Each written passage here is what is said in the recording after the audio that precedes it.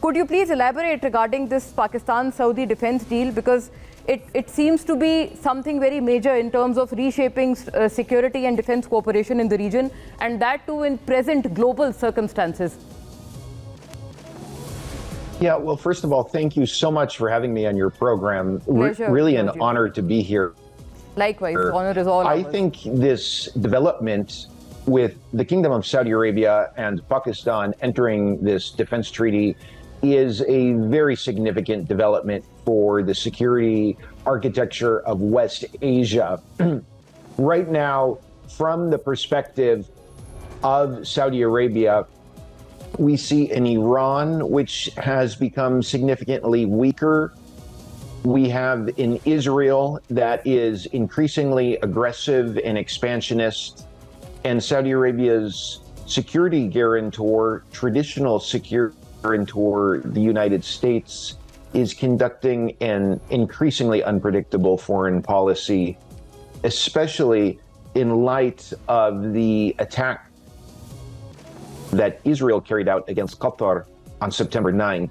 What we understand is that all of the Gulf countries perceive a greater threat from Israel, and all of the countries are worried not only about Israel waging further acts of aggression against Qatar, but also the possibility of Israel waging aggression against any country in the GCC. Correct. And Saudi Arabia has its own concerns about Israeli behavior in the Middle East. And within this context, Saudi Arabia is trying to shore up a long-standing alliance that goes back many decades that the kingdom has with Pakistan.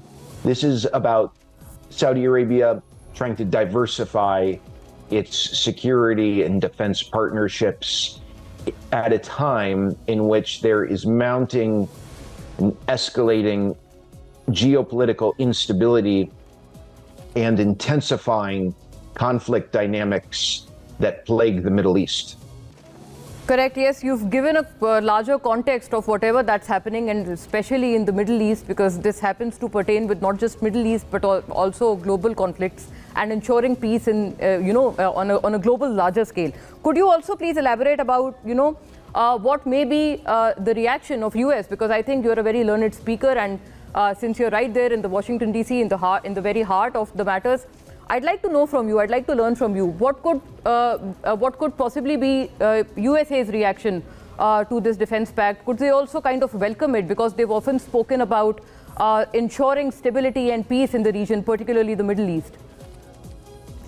Well, that's a great question. I think there are some concerns here in Washington that the US has been losing influence in the Middle East.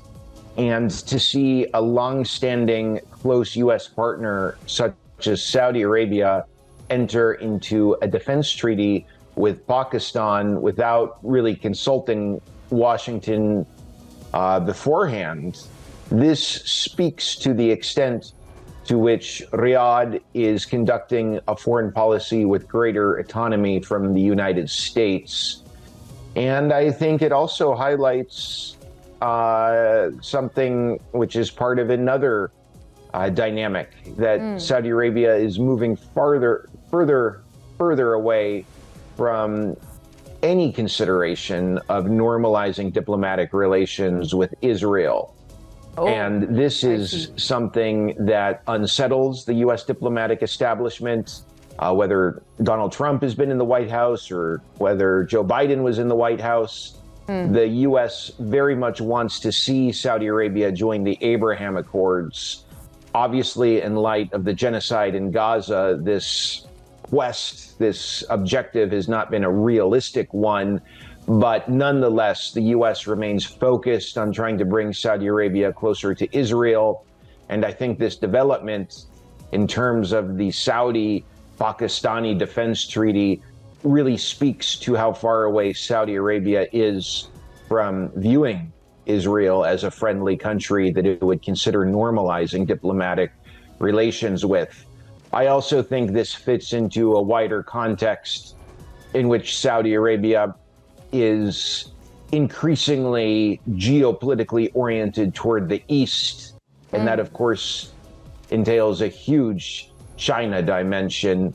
And I think that is obviously something which is of concern to policymakers in the U.S. Those are some very candid views. I must commend you there. But Giorgio, from a Pakistani perspective, I think this too is a pertinent question to my viewers, that how do you think India would react to this development and this kind of a path-breaking pact between the two countries? Because, you know, they've often tried their best to come closer as compared to Pakistan, to especially the Kingdom of Saudi Arabia. But this seems to go absolutely the other way around. A 180-degree shift in terms of the Indian perspective when I view it from the Indian lens.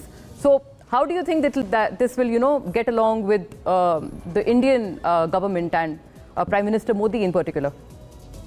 Sure. Great question. You know, Saudi Arabia, like its fellow 5 GCC states, places a tremendous amount of value on its relationship with Pakistan, as well as its relationship with India, for different reasons, but all of them being important. Both Pakistan and India are extremely important to Saudi Arabia and all of the Gulf Arab monarchies.